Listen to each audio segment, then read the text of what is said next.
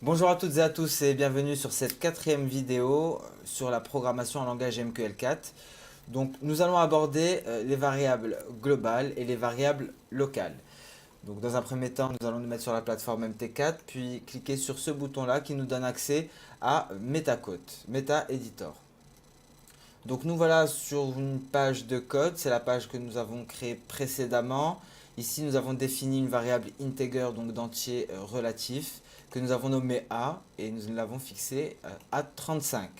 Ensuite nous avons mis en place une alerte sur la fonction d'initialisation, donc la fonction qui est appelée lorsque nous plaçons notre expert advisor sur le graphique.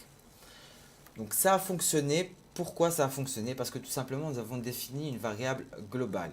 La variable a été définie en dehors des trois fonctions. Elle a été définie dès le départ.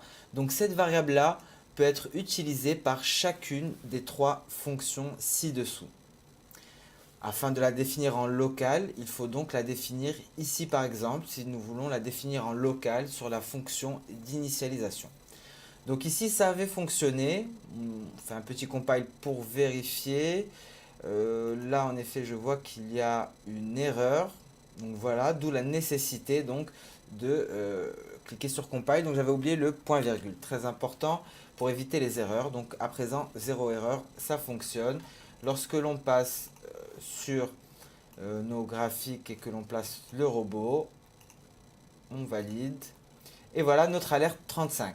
À présent, comment faire pour définir la variable en local, éviter les erreurs?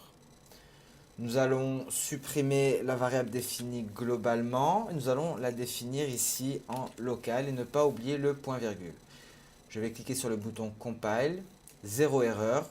Donc ça devrait fonctionner a priori. Et ça a fonctionné. Voilà notre alerte.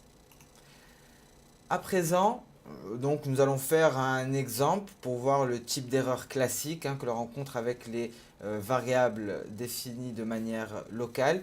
Ici, nous allons enlever la variable, nous allons la définir sur l'autre fonction ci-dessous. Et nous allons cliquer sur Compile. Et là, il y a une erreur.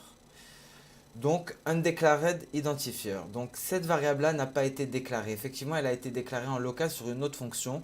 Donc, cette variable-là ne peut pas être appelée, étant donné qu'elle n'a pas été définie localement dans cette fonction-là, ni globalement. Donc, voilà, c'est aussi simple que cela.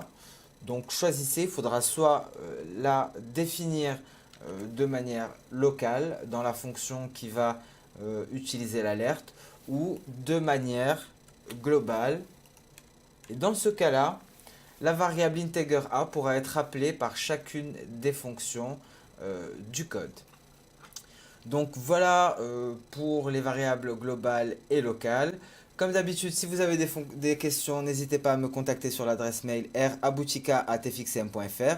Vous pouvez également me contacter directement par téléphone au 0033 1 84 88 31 96 ou sur la page Facebook dédiée à la communauté marocaine de FXCM. Merci à toutes et à tous pour votre attention et je vous dis à très bientôt. Au revoir.